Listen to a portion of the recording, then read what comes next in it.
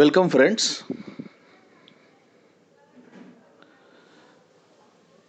तो अभी हम लोग आपका TY BCom 5th सेम का यहाँ पे रिकॉर्डेड क्लासेस स्टार्ट कर रहे हैं। 5th सेम में आपको प्रैक्टिकल सब्जेक्ट में FA मतलब फाइनेंशियल अकाउंटिंग, उसके बाद आपको CA कॉस्ट अकाउंटिंग है, और जो टैक्स लेगा उसको टैक्स रहेगा। बाकी सब थ्योरी सब्जेक्ट है, इकोनॉमिक्स कंपलसरी है, MHRM कंपलसरी है, और एक्सपोर्ट MR में से आप जो चाहे वो ले सकते हो, वो आपके ऑप्शन में रहता है, आपको वो ऑप्शन आपके पास रहता है। तो आज हम लोग फाइनेंशियल अकाउंटिंग स्टार्ट करेंगे। फाइनेंशियल अकाउंटिंग मैं आपको लिंक भेजूंगा लेक्चर्स के रोज यूट्यूब। आपको जब भी टाइम मिले, रोज के रोज, लेकिन रोज आपको जब भी वक्त मिले, समय मिले, आप लोग वो रिकॉर्डिंग देखना, और जो भी मैं आपको भेजूंगा लिखने के लिए वो आप लिखना। FA के लिए पहला आप बुक बनाओ फाइनेंशियल अकाउंटिंग के लिए। उसके पहले मैं आपको एक बात बताना चाहता हूँ कि जब मैं यूट्यूब में आप ओपन करोगे लिंक, तो यूट्यूब में राइट साइड में 3 डॉट्स होते हैं, आपने देखा होगा। आपको बहुत जन को तो ये जानकारी होगा, फिर भी मैं बता रहा हूँ, अगर किसी को जानकारी नहीं होगी तो उसके लिए बता रहा हूँ। 3 डॉट्स होंगे, ऐसे सीधे डॉट्स होंगे। उस 3 डॉट्स को क्लिक करना और उसमें क्वालिटी आएगा ऑप्शन। क्वालिटी में जो हाईएस्ट क्वालिटी रहेगा, आपके जो मोबाइल में दिखा रहे हैं, जैसे 480 होगा हाईएस्ट, तो उसको क्लिक करना। तो उसका आपको ज़रा अच्छा क्लैरिटी मिलेगा, पिक्सल अच्छा मिलेगा। तो ये हर बार करना, हर बार आपको ये बात करनी है। तो आज हम लोग स्टार्ट करते हैं पर्सनल इन्वेस्टमेंट अकाउंटिंग। देखो टॉपिक का नाम क्या है, personal investment accounting. Accounting standard 13 के ऊपर बेस्ड ये टॉपिक है। अकाउंटिंग स्टैंडर्ड 13 के ऊपर बेस्ड ये टॉपिक है, पर्सनल इन्वेस्टमेंट अकाउंट्स। ओके, तो देखो सबसे पहले हम लोग देखते हैं कि इन्वेस्टमेंट मतलब क्या। It is an asset held for earning income by way of interest और डिविडेंड और फॉर कैपिटल एप्रिसिएशन। देखो इन्वेस्टमेंट जो होता है, वो एक एसेट है। जैसे मेरे पास समझो पैसा है, तो मैं इन्वेस्ट कर रहा हूँ, मैं कहीं पे वो पैसा मनी इन्वेस्ट कर रहा हूँ, तो इन्वेस्टमेंट मेरे लिए क्या हो गया, एसेट हो गया। और वो एसेट मैंने क्यों किया, इन्वेस्टमेंट क्यों किया, उसके पीछे 2 रीज़न हो सकते हैं। कौन से रीज़न, एक तो मुझे इनकम कमाना है, बराबर है, क्योंकि मैं जहाँ इन्वेस्ट कर रहा हूँ मुझे कुछ तो मिलेगा, इंटरेस्ट मिलेगा या फिर डिविडेंड मिलेगा। अगर मैं शेयर्स में इन्वेस्ट कर रहा हूँ तो मुझे डिविडेंड मिलेगा, अगर कहीं डिबेंचर्स में, बॉन्ड्स में इन्वेस्ट कर रहा हूँ तो मुझे क्या मिलेगा, इंटरेस्ट मिलेगा। तो मुझे वो इनकम कमाना है, इंटरेस्ट या डिविडेंड, वो इनकम मुझे कमाना है, इसलिए मैं पैसा इन्वेस्ट कर रहा हूँ। या फिर दूसरा रीज़न क्या हो सकता है कि मुझे कैपिटल एप्रिसिएशन करना है। मतलब समझो आज मैंने 1 लाख का शेयर्स खरीदा, तो शायद ऐसा हो सकता है कि 2-3 साल के बाद उसका भाव बढ़ गया और 1 लाख के 3 लाख हो गए, तो मैं बेचूंगा, 2 लाख का प्रॉफिट हो गया मुझे। इसे बोलते हैं कैपिटल एप्रिसिएशन। जैसे कोई को लोगों देखो पैसा है, घर लेते हैं एक्स्ट्रा, कहीं पे प्रॉपर्टी में इन्वेस्ट करते हैं। आज घर लिया 25 लाख का, 4 साल में उसका प्राइस हो गया 35 लैक्स, फिर बेच देते हैं, 10 लाख कमाते हैं उसमें। वैसे ही शेयर्स, डिबेंचर्स, इसका भी भाव बढ़ते रहता है, कम होता है कभी बढ़ता है। तो उसके लिए मैं अगर खरीद रहा हूँ तो उसे बोलते हैं मैं किस लिए किया, मैंने इन्वेस्टमेंट किसके लिए किया, कैपिटल एप्रिसिएशन के लिए।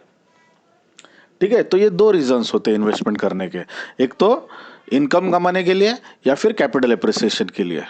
उसके बाद देखो यहाँ पे क्या लिखा है, इन्वेस्टमेंट में बी इन। इन्वेस्टमेंट आप कहाँ कर सकते हो, गवर्नमेंट सिक्योरिटीज। आप गवर्नमेंट सिक्योरिटीज में इन्वेस्ट कर सकते हो, लाइक NSC मतलब नेशनल सेविंग सर्टिफिकेट्स, KVP किसान विकास पत्र, एक्सेट्रा।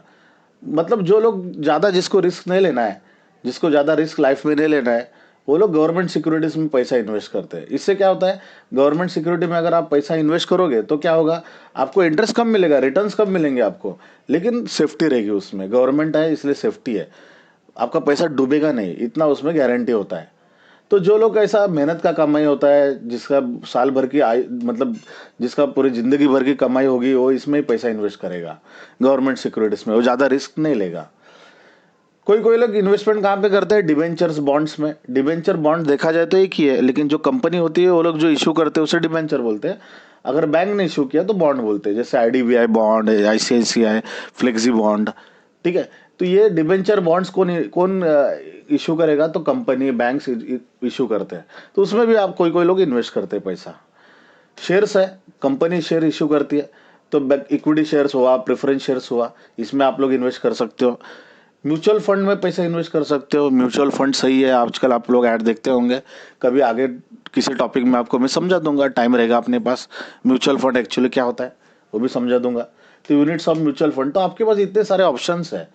तो किसी के पास समझो 1 लाख रुपया और उसे इन्वेस्ट करना है, तो दीज आर दी ऑप्शंस। इसमें से कोई भी ऑप्शन वो एज पर हिज रिक्वायरमेंट वो चूज कर सकता है। ओके, तो हमने ये देखा इन्वेस्टमेंट में भी इन, इन्वेस्टमेंट कहाँ कहाँ हो सकता है। आगे देखते हैं इन्वेस्टमेंट में भी। इन्वेस्टमेंट देखो 2 टाइप के होते हैं, short term investment, long term investment. बराबर है। शॉर्ट टर्म इन्वेस्टमेंट मतलब क्या? देखो, held for period less than 1 year. Held for period less than 1 year मतलब 1 साल के कम समय के लिए इन्वेस्टमेंट किया है। शॉर्ट टर्म इन्वेस्टमेंट मतलब मैंने आज इन्वेस्ट किया और 1 साल के अंदर मैं उसको बेच दूंगा। 1 साल से ज्यादा नहीं रखूंगा। 1 साल से अगर ज्यादा मेरे पास रखूंगा तो उसको शॉर्ट टर्म नहीं, उसको हम लोग लॉन्ग टर्म बोलेंगे।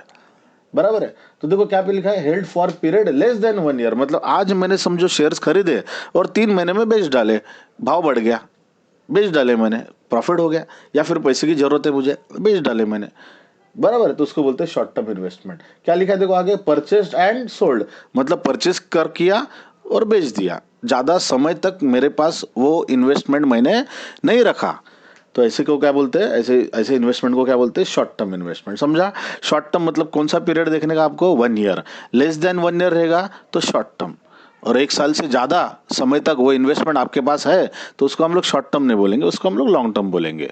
ओके, देखो जैसे यहाँ पे लिखा है, देखो long term investment other than short term investment. Short term investment को छोड़ के बाकी सब क्या हो गए? Long term investment. Held for a period more than 1 year. देखो 1 साल से ज्यादा पीरियड तक मेरे पास, जैसे मैंने आज शेयर्स लिया और 1.5 साल मेरे पास ही है वो शेयर्स, 2 साल मेरे पास ही है वो शेयर्स, 3 साल वो शेयर्स मेरे पास ही है, मतलब वो कौन से शेयर हो गए? लॉन्ग टर्म इन्वेस्टमेंट हो गया वो। परचेस्ड एंड केप्ट मतलब वो शेयर्स हम लोग परचेस करेंगे और अपने पास ही रखेंगे। वो डिबेंचर हम लोग परचेस करेंगे और अपने पास ही रखेंगे, बेचेंगे नहीं हम उसे। समझा? तो उसे बोलते हैं लॉन्ग टर्म इन्वेस्टमेंट। तो इन्वेस्टमेंट का ये 2 पार्ट है, short term investment, long term investment. आगे देखते हैं इन्वेस्टमेंट में बी इन। इन्वेस्टमेंट और किस में कर सकते हैं हम लोग? उसको और कैटेगराइज कर सकते हैं हम इन्वेस्टमेंट को, जैसे fixed income securities like debentures, bonds, preference shares etcetera. मतलब फिक्स्ड इनकम सिक्योरिटीज, देखो कोई कोई सिक्योरिटी ऐसे होते हैं ना ज्यादातर, जिसमें आपको जो इनकम मिलने वाला है वो फिक्स होता है। वो इनकम आपका क्या होता है? फिक्स होता है। जैसे डिबेंचर, अगर आप डिबेंचर में पैसा इन्वेस्ट करोगे तो आपको क्या मिलेगा? इंटरेस्ट, और इंटरेस्ट का रेट फिक्स होता है। वो आपको पहले ही मालूम रहता है कि इंटरेस्ट का रेट ये है। Eight the time of issue, जब वो लोग कंपनी डिबेंचर इशू करती है तभी आपको इंटरेस्ट का रेट फिक्स होता है, 10%, 12% फिक्स होता है, तो आपको उतना इंटरेस्ट मिलेगा। बॉन्ड्स, जब बैंक जो बॉन्ड्स इशू करती है उसका इंटरेस्ट रेट भी फिक्स होता है।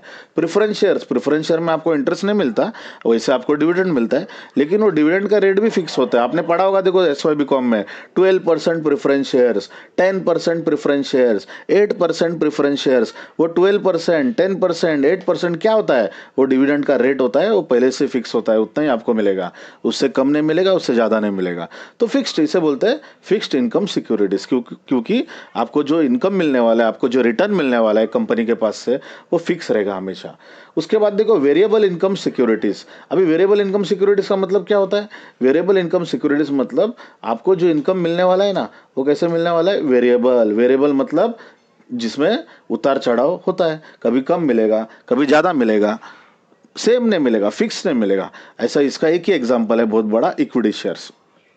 अगर आप किसी कंपनी की इक्विटी शेयर्स परचेस कर रहे हो तो आपको जो रिटर्न में मिलता है उसको क्या बोलते हैं? डिविडेंड। लेकिन वो डिविडेंड फिक्स नहीं रहेगा, कभी आपको 10% मिलेगा, कभी 15 भी मिल जाएगा, कभी 20 भी मिल जाएगा, कभी 30 भी मिल जाएगा, कभी कुछ मिलेगा भी नहीं।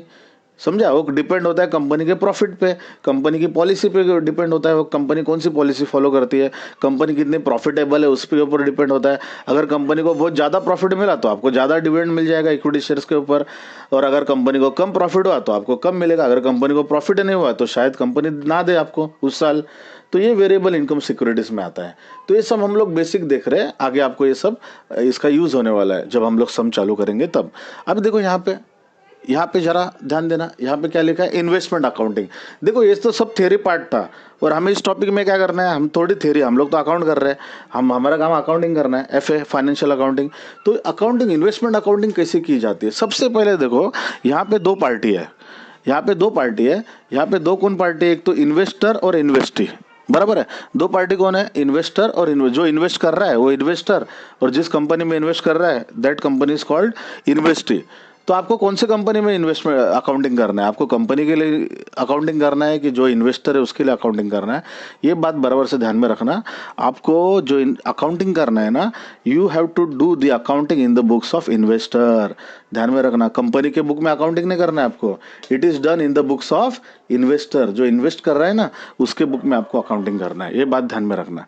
क्योंकि देखो आप कंपनी के बुक में क्या अकाउंटिंग करोगे आप लोग, कंपनी ने तो शेयर्स इश्यू किया एक बार, बाद में डिविडेंड दिया साल में एक बार, तो उसमें क्या एंट्री आएगा। लेकिन इन्वेस्टर के बुक में बहुत सारे एंट्री आते हैं। इन्वेस्टर क्या करता है, देखो एक ही कंपनी में थोड़े इन्वेस्ट करता है, कभी कभी और एक बार ही थोड़ी करता है, वो 1000 बार करेगा। कभी 200 शेयर्स लिया, कभी 500 शेयर्स लिया कंपनी का शेयर मार्केट में से, कभी 300 लिया, कभी 200 बेचा, कभी 100 बेचा, फिर वो बेचा, उसमें आपको प्रॉफिट लॉस होगा। तो ये सब आपको अकाउंटिंग इस चीज़ का आपको करना है, ठीक है। तो ये बात आज ध्यान में रखना आप लोग कि हमें जो अकाउंटिंग करना है ना, we have to do the accounting not in the books of the company, but we have to do the accounting in the books of the investor.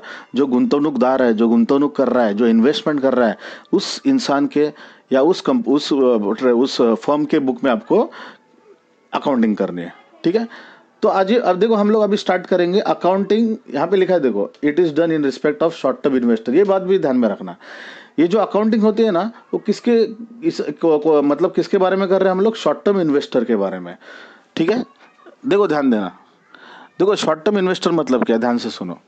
आपने तो एक समझ ली, एक बात तो आपको पता चल गई कि हमें किसके बुक में अकाउंटिंग करनी है। इस टॉपिक में हमें अकाउंटिंग किसके बुक में करनी है, इन्वेस्टर के बुक में, कंपनी के बुक में नहीं। समझो राकेश नाम का एक लड़का है या आदमी है, उसने वो क्या कर रहा है, एबीसी लिमिटेड नाम की कंपनी के इक्विटी शेयर्स में इन्वेस्ट कर रहा है। तो यहाँ पे दो पार्टी हो गए, एक तो राकेश जो इन्वेस्टर है, और दूसरा इन्वेस्टी मतलब कौन से कंपनी के शेयर्स ले रहा है, एबीसी लिमिटेड। तो आपको इस टॉपिक में एबीसी लिमिटेड के बुक में अकाउंटिंग नहीं करना है, आपको राकेश के बुक में करना है, जो इन्वेस्टमेंट कर रहा है ना, जो शेयर्स ले रहा है। क्यों? क्योंकि राकेश ने थोड़ा ऐसा किया कि एक ही बार शेयर्स लिया, वो कभी थोड़ा टाइम इंटरवल में शेयर्स लेते रहता है, कभी 500 शेयर्स लेता है, कभी 300 लेता है, कभी 200 लेगा, कभी कभी बीच में बेचेगा तो उसको प्रॉफिट लॉस होगा, उसका एंट्री। तो नॉर्मल सम ऐसे ही होता है कि 2-3 बार वो शेयर्स परचेस करेगा, फिर एक दो बार बेचेगा, तो जितने बार भी बेचेगा तो उसको प्रॉफिट लॉस कैलकुलेट, उसके लिए वर्किंग नोट करना पड़ता है हमें। तो ऐसा में आपको आधा घंटा तो निकल जाएगा सम सॉल्व करने के लिए, ठीक है। तो आपको ये बात तो मैंने आपको बता दिया है। सेकंड बात इंपॉर्टेंट क्या है, देखो मैंने यहाँ पे क्या बोला था आपको कि इन्वेस्टमेंट दो टाइप के, शॉर्ट टर्म और लॉन्ग टर्म। आपको लॉन्ग टर्म इन्वेस्टमेंट का अकाउंटिंग नहीं करना है, आपको शॉर्ट टर्म करना है। आप बोलोगे सर ऐसा क्यों? अरे सिंपल कॉमन सेंस वाली बात है। लॉन्ग टर्म इन्वेस्टमेंट क्या होता है, देखो एक बार हम लोग परचेस करते हैं, बाद में बेचते ही नहीं है, बराबर है ना। तो फिर आपको परचेस का एंट्री करना पड़ेगा, बराबर है। तो फिर क्या उसका एंट्री करने का, फिर क्या अकाउंटिंग, इतना जो 15-20 मार्क के लिए जो सम आता है, तो उसका मतलब क्या रहेगा।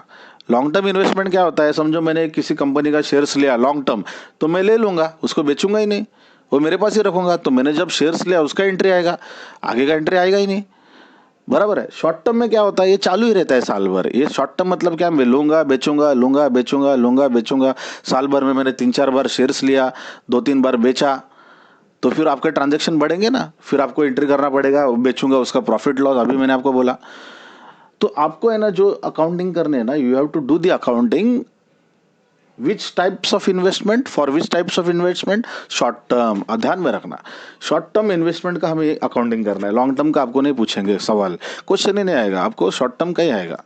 तो ये जो मैं बता रहा हूँ बात ना आपको, ये सब ऑब्जेक्टिव्स में आपको काम आएंगे कि बाबा in investment is to be done in respect of dash investment, तो शॉर्ट टर्म लिखने का आए समझ में आपको, ठीक है। अभी यहाँ पे ध्यान दो जरा, हाँ आगे क्या बोला है, देखो यहाँ पे जो शॉर्ट टर्म इन्वेस्टर है ना, वो फिक्स्ड इनकम सिक्योरिटी में भी हो सकता है और वेरिएबल में। तो यहाँ पे ना आपको हमारा जो टॉपिक है ना, दो पार्ट में डिवाइड हो जाएगा। अभी हम लोग पहले क्या करेंगे, accounting for fixed income securities, variable का बाद में, हम लोग पहले फिक्स का करेंगे। तो मैं अभी ये फिक्स का थ्योरी थोड़ा बहुत यहाँ पे लिखा हूँ, और आगे भी थ्योरी आगे के वीडियो में मैं भेजूंगा, आपको सिखाऊंगा। तो हम लोग जो करेंगे ना फिक्स इनकम सिक्योरिटीज में, फिलहाल हम लोग इसके सम सॉल्व करेंगे। ये जब हो जाएगा सम सॉल्व अच्छी तरह से, उसके बाद मैं इसका थ्योरी लूंगा मैं, वेरिएबल इनकम सिक्योरिटी। वेरिएबल में क्या आता है, इक्विटी शेयर्स, क्योंकि इक्विटी शेयर्स का जो इनकम होता है उनका इनकम वेरिएबल होता है, वो कम ज़्यादा होते रहता है। लेकिन जो डिबेंचर्स का इनकम होता है वो फिक्स होता है। बॉन्ड्स पे भी आपको फिक्स इंटरेस्ट मिलेगा, गवर्नमेंट सिक्योरिटीज पे भी फिक्स इंटरेस्ट मिलेगा, प्रेफरेंस शेयर्स पे भी आपको फिक्स डिविडेंड मिलेगा। आ रहा है समझ में? तो फिलहाल हम लोग जो अकाउंटिंग करेंगे वो किसका, किसके लिए करेंगे, फिक्स्ड इनकम सिक्योरिटीज के लिए। और नॉर्मली फिक्स्ड इनकम क्या होता है, इंटरेस्ट। नॉर्मली 99% केसेस में। हाँ यार, प्रेफरेंस शेयर छोड़ोगे तो बाकी सब में क्या मिलने वाला है आपको, इंटरेस्ट ही मिलने वाला है। डिबेंचर को क्या मिलता है, इंटरेस्ट। बॉन्ड्स को क्या मिलता है, इंटरेस्ट। गवर्नमेंट सिक्योरिटीज में इन्वेस्ट करोगे तो क्या मिलेगा आपको, रिटर्न में इंटरेस्ट। तो हम लोग अभी इंटरेस्ट के बारे में थोड़ा समझ के लेते हैं। आ रहा है समझ में? तो हम लोग अभी जो पहला अकाउंटिंग करेंगे ना, that will be in case of fixed income securities. और फिक्स्ड इनकम कौन सा होता है, इंटरेस्ट। ये जब होने के बाद में हम लोग जब सम सॉल्व करेंगे प्रैक्टिकल, जब आपका ये हो जाएगा, इसका कंसेप्ट आपको समझ जाएगा, प्रॉब्लम समझ जाएंगे, सब कुछ प्रैक्टिस हो जाएगी, उसके बाद मैं वेरिएबल का लूंगा, वेरिएबल इनकम सिक्योरिटीज। उसमें हम लोग फिर वेरिएबल इनकम में क्या होता है, इक्विटी शेयर्स, फिर हम लोग इक्विटी शेयर्स वाले सम लेंगे। ओके, एग्जाम में आप बोलेंगे सर एग्जाम में क्या होता है, दोनों में से कोई भी आ सकता है, कोई बोल नहीं सकता है, उसके बारे में कोई कुछ बता नहीं पाएगा आपको। कभी इक्विटी शेयर्स के सम आ जाते हैं, कभी कभी इंटरेस्ट वाले सम आ जाते हैं। तो आपको दोनों की प्रैक्टिस करके जाना है। चलो देखते हैं इंटरेस्ट के बारे में। इंटरेस्ट मुझे बताओ, इंटरेस्ट क्या है इन्वेस्टर के लिए? इंटरेस्ट क्या है इन्वेस्टर के लिए? जिसने पैसा इन्वेस्ट किया है उसके लिए इंटरेस्ट क्या है? उसके लिए इंटरेस्ट इनकम है, वो इनकम कमा रहा है। समझो 1 लाख का इन्वेस्ट किया उसने, बराबर है, और 1 लाख के ऊपर उसको 10% इंटरेस्ट मिल रहा है, तो उसको 10,000 इनकम मिलेगा। हर साल उसको 10,000 मिलेगा इंटरेस्ट। तो 10,000 जो उसको मिला है उसके इन्वेस्टमेंट पे, वो क्या, उसके लिए क्या है, वो इनकम है उसके लिए। ठीक है, तो it is an income for investor. देखो, जो इंटरेस्ट है वो फिक्स रेट में कैलकुलेट होता है, it is calculated at fix rate, बराबर है। इसलिए तो हम उसको क्या बोलते हैं, फिक्स्ड इनकम सिक्योरिटी बोलते हैं, बराबर ना, फिक्स्ड इनकम, क्योंकि वो फिक्स रेट होता है। ऐसा नहीं कि एक साल आपको 10% दे दिया डिबेंचर पे इंटरेस्ट, अगले साल आपको 12% दे दिया, फिर आपको 9 दिया, ऐसा नहीं। जो फिक्स होता है वही मिलेगा आपको। जो कंपनी स्टार्टिंग में बोलती है ना, बाबा ये 10% डिबेंचर है, तो आपको 10% ही मिलेगा। 8 साल 10 साल जितने भी हो, आपको हर साल 10% ही मिलेगा, नहीं कम नहीं ज़्यादा। ठीक है। थर्ड पॉइंट देखो, it is calculated on face value. ध्यान में रखना ये पॉइंट, ये जो इंटरेस्ट कैलकुलेट होता है ना, हमेशा कौन से वैल्यू पे होता है, फेस वैल्यू पे कैलकुलेट होता है। तो ये बात समझाने के लिए मैं आपको एक एग्जांपल देता हूं, ध्यान से सुनना। ठीक है, तो ये पॉइंट मैं आपको एग्जांपल देके समझाता हूं। समझो मिस्टर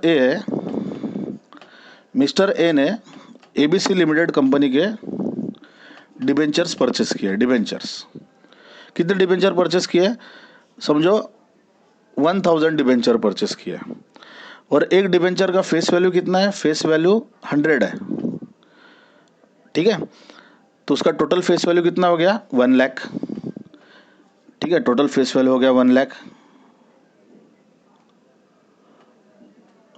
आ रहा है समझ में? टोटल फेस वैल्यू हो गया 1 लाख, 1000 इंटू 100, 1 लाख हो गया। लेकिन उसने जो 100 का फेस वैल्यू का डिबेंचर है ना, उसने 120 में लिया। कंपनी ने 100 वाला डिबेंचर उसको कितने में दिया, 120, इसको हम लोग प्रीमियम बोलते हैं। कंपनी ने 20 रुपये ज़्यादा दिया, मतलब उसके पास से जेब में से पैसा गया कितना, 1000 इंटू 120, कितना गया, 1,20,000। ठीक है, आपको समझ में आ रहा है ये पॉइंट? मतलब देखो, टोटल फेस वैल्यू 1 लाख है, लेकिन उसने पैसा जेब में से पैसा कितना दिया, 1 लाख नहीं दिया, उसने कितना ज़्यादा दिया, 1,20,000। तो जो इंटरेस्ट कैलकुलेट होगा ना, समझो इसका इंटरेस्ट 10% है, डिबेंचर कितना परसेंट है, 10%। वो इंटरेस्ट ये 1 लाख पे कैलकुलेट होगा, 1,20,000 पे नहीं होगा। इंटरेस्ट हमेशा किस पे कैलकुलेट होता है, फेस वैल्यू पे। ध्यान में रखना ये पॉइंट।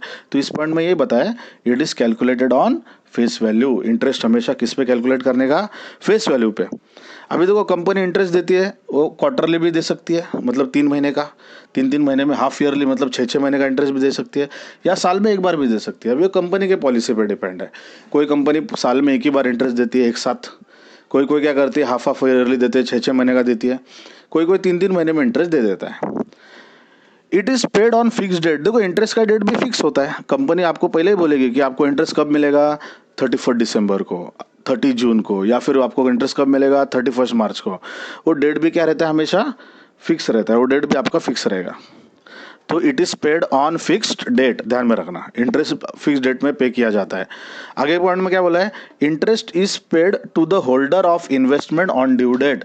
ये पॉइंट ध्यान में रखना, जिसके पास देखो इन्वेस्टमेंट है उसको इंटरेस्ट मिलेगा ड्यू डेट में, जिसके पास वो इन्वेस्टमेंट है उसको ही मिलेगा।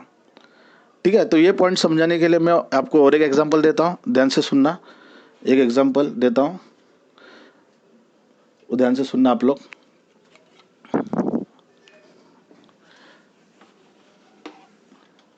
तो इस एग्जांपल में मैं आपको ये पॉइंट समझा रहा हूँ, 6th वाला point, interest is paid to the holder of investment on due date.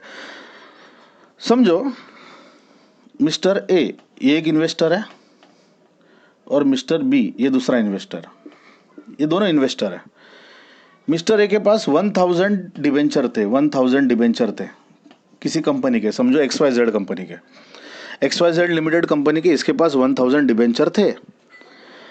और XYZ कंपनी जो है वो इंटरेस्ट साल में 2 बार दे रही है, इंटरेस्ट 30 जून को दे रही है और 31 दिसंबर को दे रही है, साल में 2 बार, 6 महीना, बराबर, हाफ ईयरली, इसको बोलते हैं हम लोग हाफ ईयरली।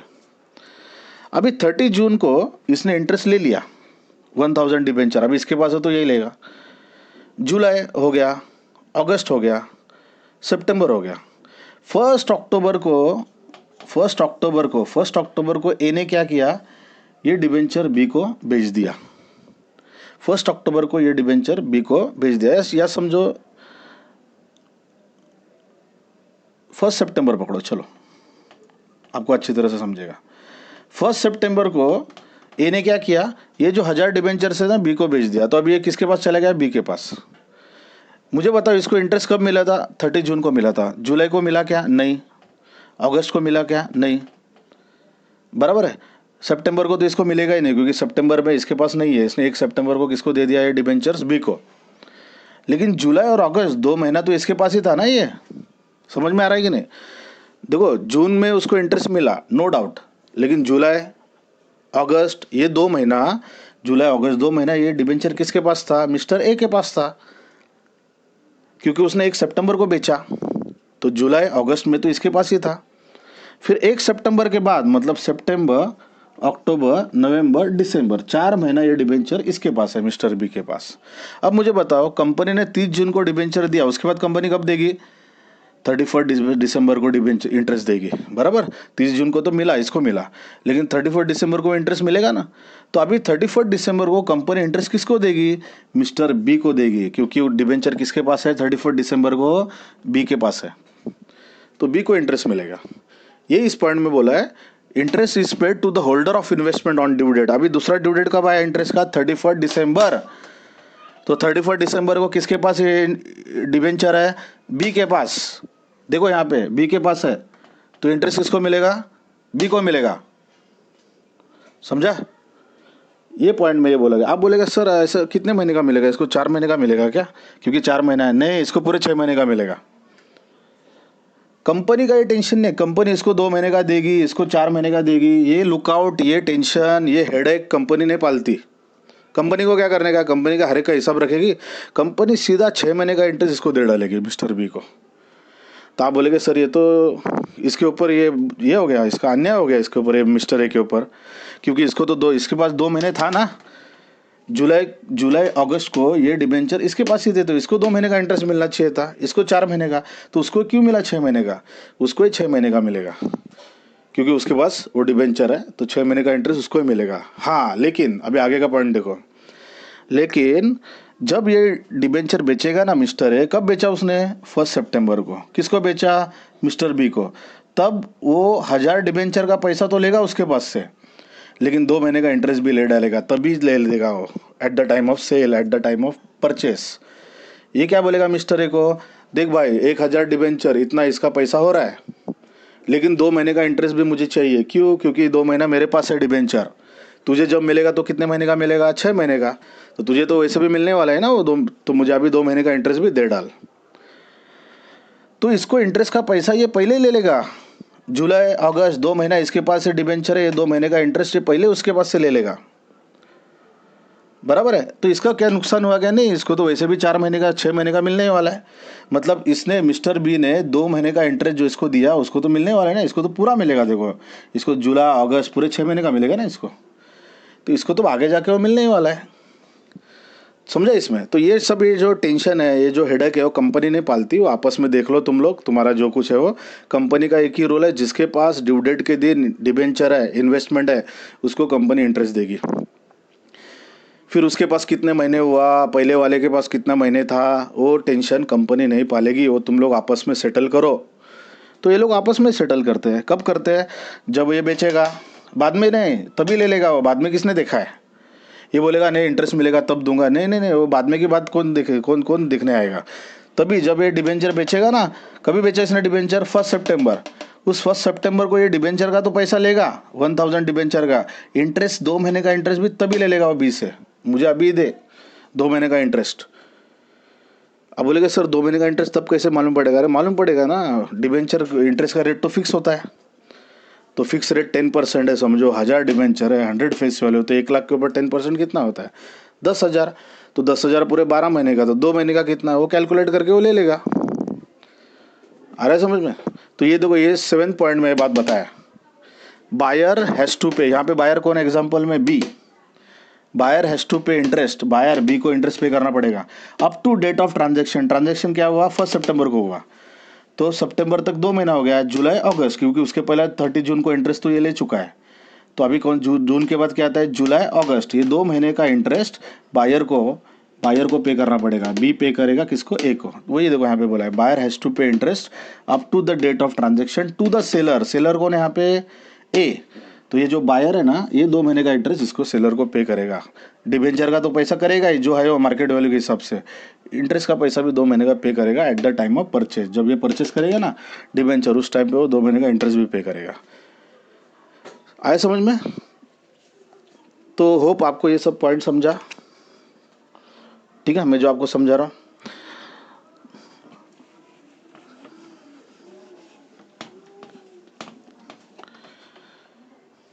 तो आज हम सिर्फ इतना ही थ्योरी कवर करते हैं। इसके बाद और एक वीडियो तो एटलीस्ट बनेगा जिसके ऊपर आगे का थ्योरी, जर्नल एंट्रीज आएंगे। जर्नल एंट्रीज भी है इसमें, ज़्यादा जर्नल एंट्रीज नहीं है, कम है। तो ट्राई करूँगा कि अगले वीडियो में वो पूरा थ्योरी कंप्लीट करने का मैं ट्राई करूँगा। मुश्किल है थोड़ा, लेकिन देखते हैं, ट्राई करते हैं, ठीक है। तो सबसे पहले आपको क्या करना है, ये जब मैं लिंक भेजूँगा तो आपके यूट्यूब में देखो, आपके यूट्यूब, आप लोग यूट्यूब ओपन करोगे तो यहाँ पे जो यूट्यूब ओपन करने के बाद जो 3 डॉट्स होते हैं, इसको आप क्लिक करना है। इसको क्लिक करने के बाद आपको ऑप्शंस आएंगे, उसमें एक ऑप्शन आएगा क्वालिटी, बराबर है। तो इस क्वालिटी को देखना कितना है, मैक्सिमम है, आपको 3-4 ऑप्शन दिखेंगे, जिसमें जो मैक्सिमम होगा, समझो 480, तो आप 480 को क्लिक करना। थोड़ा देर रुकेगा, जरा थोड़ा देर बफरिंग होगी, क्योंकि क्वालिटी सुधार रहे हो लोग, बाद में आपको ये सब क्लियर कट दिखेगा। ओके, तो ये इसका मैं नोट्स भेजूंगा आपको, इसका भी पिक भेजूंगा। ये जो नोट्स है, पहला वीडियो देखना, बाद में ये नोट्स लिख देना बराबर से, ठीक है। देखो अभी हमने क्या देखा कि जब बायर, जो सेलर है, सेलर देखो यहाँ पे एग्जांपल, जो सेलर होता है, सेलर वो क्या करेगा? बायर को इन्वेस्टमेंट बेचेगा। सेलर, मैंने वो एग्जांपल में ए बोला था सेलर और बी को बायर बोला था, ठीक है। तो जब सेलर बेचेगा बायर को, तो ये इसको पैसा देगा, बायर सेलर को इन्वेस्टमेंट का पैसा देगा। तो जब वो इन्वेस्टमेंट का पैसा देगा ना, उसके साथ वो क्या देगा? उसको इंटरेस्ट का भी पैसा देगा up to the date of transaction. तो हमने क्या एग्जांपल में देखा था कि 30 जून और 31 दिसंबर, ये 2 डेट है इंटरेस्ट के। मतलब ये जो ए है ना, 30 जून को ए के पास ही था ये इन्वेस्टमेंट, ये डिबेंचर्स या कोई भी इन्वेस्टमेंट पकड़ो, 30 जून को इसका इंटरेस्ट ए को मिला, सेलर को मिला। लेकिन उसके बाद जून के बाद आता है जुलाई अगस्त, ये 2 महीना ये जो इन्वेस्टमेंट ए ने खुद के पास रखा है, और उसके बाद उसने 1 सितंबर को, जुलाई अगस्त के बाद क्या आता है? सितंबर, अक्टूबर, नवंबर, दिसंबर, ये जो 4 मंथ्स है, ये 4 मंथ्स का इंटरेस्ट इसको मिलना चाहिए, किसको? बायर को मिलना चाहिए, क्योंकि उसने 1 सितंबर को ये इन्वेस्टमेंट पूरा बी को बेच दिया। मतलब बी के पास कितने महीना ये इन्वेस्टमेंट है?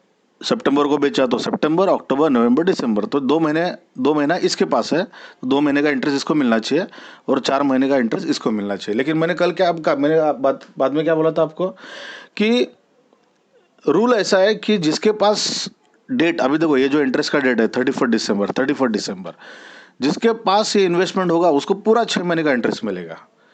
तो ये जो बी है इसके पास 31 दिसंबर को इन्वेस्टमेंट बी के पास है, तो बी को पूरा, कंपनी का लुकआउट नहीं है, वो कंपनी ये नहीं करेगी कि अरे तेरे पास कितना महीना हुआ ये इन्वेस्टमेंट, अरे तेरे पास 4 महीना है, ले चल 4 महीने का इंटरेस्ट तू ले, और सामने वाले के पास कितने महीना था, 2, तो 2 महीने का तू ले। ये बाइफर्केशन, ये सब टेंशन, ये सब मगजमारी कंपनी नहीं करती, बराबर है, ये इनको आपस में देखना है। तो ये क्या होगा, इसके लिए क्या अरेंजमेंट मैंने बोला था आपको कि जब बी उसको पेमेंट करेगा ना, बी क्योंकि वो उसके पास से परचेस कर रहा है इन्वेस्टमेंट, बी जब ए को पेमेंट करेगा तो उसको वो इन्वेस्टमेंट का पैसा तो देगा, प्लस ये 2 महीने का इंटरेस्ट पहले ही दे डालेगा, चल दे दे ले ले मेरे से अभी, मतलब बाद में इसको 6 महीने का मिलेगा, मिलने ही तो वाला है, ये 2 महीने का इसको तो बाद में मिलने वाला है ना, तो पहले ही ले लेगा। ये जो ए है ना उसका 2 महीने का इंटरेस्ट पहले ही ले लेगा। ये अभी हमने देखा था ये चीज़। ये वापस मैंने क्यों रिपीट किया, क्योंकि ये आगे का थ्योरी भी उसके ऊपर ही डिपेंड है, उसी पॉइंट पर डिपेंड है। अभी देखो, जब ये इन्वेस्टमेंट बेच रहा है तो उस इन्वेस्टमेंट का कुछ प्राइस होगा। समझो एक इन्वेस्टमेंट का, एक डिबेंचर का प्राइस है फॉर एग्जांपल 105, तो 105 रुपये एक डिबेंचर का ये उसको दे रहा है। तो ये जो 105 रुपया जो है ना, ये जो लिस्ट प्राइस है ना, ये एक तो इसमें इंटरेस्ट का पैसा इंक्लूड भी हो सकता है या फिर इंटरेस्ट का पैसा इसमें एक्सक्लूड में मतलब नहीं है। ये जो 105 जो प्राइस दिया है ना, इसमें एक तो इंटरेस्ट का पैसा होगा या फिर नहीं होगा। अगर ये होगा तो इसको हम लोग कम इंटरेस्ट बोलते हैं। इसमें इंटरेस्ट का पैसा भी है, इंटरेस्ट का पैसा अलग से देने की जरूरत नहीं है, ध्यान में देना है बात। सेलर क्या बोला, एक डिबेंचर में 105 में तुझे दूंगा, उसकी प्राइस 105 है, और समझो 105 जो प्राइस बोला है वो कम इंटरेस्ट है, CUM, कम इंटरेस्ट मतलब क्यूमुलेटिव इंटरेस्ट। इसका मतलब सेलर एक डिबेंचर का 105 रुपया लेगा और 2 महीने का इंटरेस्ट अलग से नहीं लेगा, क्योंकि 105 में इंटरेस्ट भी उसने कवर किया है। और समझो ऐसा बोल रहे हो कि 105 रुपये जो इंटरेस्ट है ना वो एक्स इंटरेस्ट प्राइस है, एक्स मतलब एक्सक्लूडिंग, मतलब इसमें इंटरेस्ट नहीं है, तो ये सिर्फ डिबेंचर का ये प्राइस है, इंटरेस्ट का पैसा वो अलग से लेगा। समझ में आ रहा है, मतलब दोनों केस में ये एक्स इंटरेस्ट होने दो, एक्सक्लूडिंग इंटरेस्ट 105 रुपया, या कम इंटरेस्ट होने दो, इंटरेस्ट का पैसा तो लेने ही वाला है, इंटरेस्ट का पैसा वो छोड़ने वाला नहीं है 2 महीने का। एक तो इसमें ही ले लेगा इसके साथ ही, या अलग से लेगा, लेकिन लेगा ही। समझा, तो ये कंसेप्ट आज हमें समझना है। तो देखो यहाँ पे लिखा है, यहाँ पे ध्यान दो, वेन एवर देर इज, ध्यान देना, मैं जहाँ पढ़ रहा हूँ उस पर समझन ध्यान देना। When ever there is purchase और सेल ऑफ इन्वेस्टमेंट, जब भी परचेज सेल, जैसे इसने परचेज किया इसने सेल किया है, interest up to the date of transaction is paid by buyer to the seller, ये तो हमने बाद में देखा था, बराबर है। Up to date of transaction कितना है, ट्रांजेक्शन तो सितंबर में हुआ, मतलब कितना महीने का इंटरेस्ट बाकी है, जुलाई अगस्त, तो 2 महीने का इंटरेस्ट जो बायर है, बायर वो सेलर को दे देगा 2 महीने का इंटरेस्ट, क्योंकि 2 महीना सेलर के पास इन्वेस्टमेंट था, तो वो डिजर्व करता है, सेलर डिजर्व करता है 2 महीने का इंटरेस्ट, उसका हक बनता है, तो बायर उसको 2 महीने का इंटरेस्ट दे देगा। द इंटरेस्ट में बी इंक्लूडेड और may not be included in the price, तो देखो 105 ये जो प्राइस है एक डिबेंचर का पकड़ो, इसमें इंटरेस्ट इंक्लूड भी हो सकता है और नहीं इंक्लूड भी हो सकता है, नॉट इंक्लूड, यही तो मैंने आपको समझाया अभी, बराबर है। द इंटरेस्ट में बी इंक्लूडेड और may not be included in the price, accordingly price में भी कम इंटरेस्ट और एक्स इंटरेस्ट, मतलब ये जो प्राइस है ना 105, एक तो कम इंटरेस्ट होगा या फिर एक्स इंटरेस्ट होगा। आप बोलेंगे सर हमें कैसे मालूम पड़ेगा, एग्जाम में बोलेंगे 105 रुपये का एक डिबेंचर इसने बेचा, हमें कैसे मालूम पड़ेगा ये एक्स इंटरेस्ट है कि कम इंटरेस्ट है, वो लोग क्वेश्चन में आपको इधर ब्रैकेट में बाजू में लिख के देंगे, 105 के बाजू में ब्रैकेट में लिखा होगा एक्स इंटरेस्ट या कम इंटरेस्ट। अगर कम इंटरेस्ट लिखा है CUM क्यूमुलेटिव, मतलब इसका मतलब 105 रुपया में इंटरेस्ट भी उसने इंक्लूड किया है, इंटरेस्ट अलग से नहीं मिलेगा उसको। इसमें ये कम इंटरेस्ट है और इंटरेस्ट भी ले रहा है, मतलब इंटरेस्ट डबल हो जाएगा। फिर 105 रुपया जो उसने प्राइस जो है ना 100 रुपया प्राइस, 105 रुपया प्राइस, वो कम इंटरेस्ट, मतलब क्या उसके अंदर इंटरेस्ट इंक्लूड है, इंटरेस्ट अलग से लेने की जरूरत नहीं है। और ऐसा ब्रैकेट में लिखेंगे समझो एक्स इंटरेस्ट, मतलब इसमें इंटरेस्ट नहीं है, एक्सक्लूडिंग इंटरेस्ट, तो इंटरेस्ट अलग से लेना पड़ेगा। 105 रुपये में इंटरेस्ट नहीं लिया उसने, तो इंटरेस्ट 2 महीने का अलग से लेगा। आए समझ में, तो यही लिखा है यहाँ पे, अकॉर्डिंगली प्राइस में भी कम इंटरेस्ट और एक्स इंटरेस्ट। अभी देखो कम इंटरेस्ट मतलब क्या, फिर से एक बार, कम मतलब क्यूमुलेटिव विथ इंटरेस्ट, मतलब ये जो 105 रुपये है ना वो विथ इंटरेस्ट है, इंटरेस्ट भी उसमें इंक्लूड है और including interest. That is price includes interest up to date of transaction. उसका मतलब क्या है, जो प्राइस है ना, इसमें ये जो 2 महीने का इंटरेस्ट है डेट ऑफ ट्रांजेक्शन, ट्रांजेक्शन तो सितंबर में हुआ, तो फिर कितने महीने हो गए, 2, up to date of transaction 2 महीने का इंटरेस्ट भी उसमें इंक्लूड है, उसे बोलते हैं कम इंटरेस्ट। इसका मतलब क्या, देखो कम इंटरेस्ट में एक्स इंटरेस्ट तो रहता ही है, प्राइस प्लस इंटरेस्ट, इसमें इंटरेस्ट प्लस होता है ना, मतलब कम इंटरेस्ट मतलब क्या, cumulative interest, including interest, with interest, मतलब इसमें इंटरेस्ट भी प्लस है। तो देखो यहाँ पे फॉर्मूला क्या बना, cum interest is equal to ex interest price plus interest. अगर एक्स इंटरेस्ट प्राइस में अगर आप इंटरेस्ट ऐड कर दोगे तो कम इंटरेस्ट बन जाएगा, समझा। कम मतलब वो मत समझो पानी कम चाय मतलब पानी कम है, ऐसा नहीं, ये कम मतलब क्यूमुलेटिव, कम का मतलब वो हिंदी वाला मतलब मत निकालो, कम इंटरेस्ट मतलब इंटरेस्ट कम है, नहीं है, नहीं, इंटरेस्ट कम मतलब ये क्यूमुलेटिव, मतलब इंटरेस्ट है उसमें इंक्लूडिंग, समझा।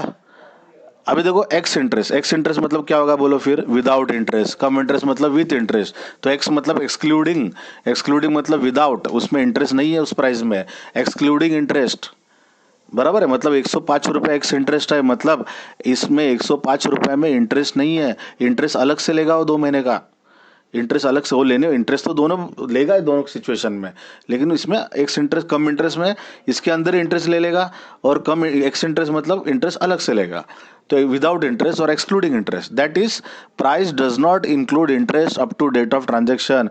इसका मतलब इस प्राइस में इंटरेस्ट नहीं है, डज नॉट इंक्लूड नहीं है, इंटरेस्ट वो अलग से लेगा। आप ऐसा मत समझो इंटरेस्ट नहीं है मतलब इंटरेस्ट नहीं ले रहा है, क्या लेगा वो इंटरेस्ट, वो अलग से लेगा, इंटरेस्ट का पैसा बाबा अलग से दे मुझे, इसमें नहीं है वो, इसमें इंटरेस्ट नहीं है। मतलब क्या फॉर्मूला बन गया देखो, अगर आप कम इंटरेस्ट मतलब क्या, इंक्लूडिंग इंटरेस्ट, अगर इसमें से इंटरेस्ट को हटा दो, इसमें से इंटरेस्ट अगर आप माइनस करो तो क्या बचेगा, एक्स इंटरेस्ट। तो क्या फॉर्मूला बना देखो यहाँ पे, ex interest is equal to यहाँ पे ध्यान देना, ex interest is equal to cum interest price मतलब क्या, ऐसी प्राइस जिसमें इंटरेस्ट है, कम इंटरेस्ट मतलब इंटरेस्ट है उस प्राइस में, अगर उसमें से आप इंटरेस्ट निकाल डालोगे तो क्या बचेगा, एक्स इंटरेस्ट एक्सक्लूडिंग, बराबर कि नहीं। कम इंटरेस्ट मतलब क्या, ऐसी प्राइस जिसमें इंटरेस्ट इंक्लूड है इंटरेस्ट, अगर उस इंटरेस्ट को आप साइड में निकालोगे तो फिर वो एक्सक्लूडिंग इंटरेस्ट हो जाएगा। आए समझ में। तो ये आपको जब क्वेश्चन देंगे तब आपको प्राइस देंगे, 105, 103, 108, 110 ऐसे प्राइस देंगे, परचेस के टाइम पे भी और सेल के टाइम पे भी, और ब्रैकेट में लिखेंगे एक्स इंटरेस्ट की कम इंटरेस्ट, ठीक है। तो आपको एक्स इंटरेस्ट कम इंटरेस्ट कंसेप्ट समझा होगा बराबर से। इसके बाद हम लोग जर्नल इंटरेस्ट चालू करेंगे, तो नेक्स्ट वीडियो में हम लोग जर्नल इंटरेस्ट देखेंगे, ज़्यादा जर्नल इंटरेस्ट नहीं है, 8 जर्नल इंटरेस्ट होगा इसमें, बराबर। परचेस किया, इन्वेस्टमेंट, सेल किया, फिर परचेस सेल के टाइम पे प्रॉफिट लॉस हुआ उसका एंट्री, बीच में इंटरेस्ट मिलेगा उसका एंट्री, बराबर है। तो ऐसे थोड़े बहुत एंट्रीज इसमें है, तो हम लोग वो नेक्स्ट वीडियो में हम लोग ये सब जर्नल एंट्रीज कवर करेंगे। Okay guys, so take care and good bye.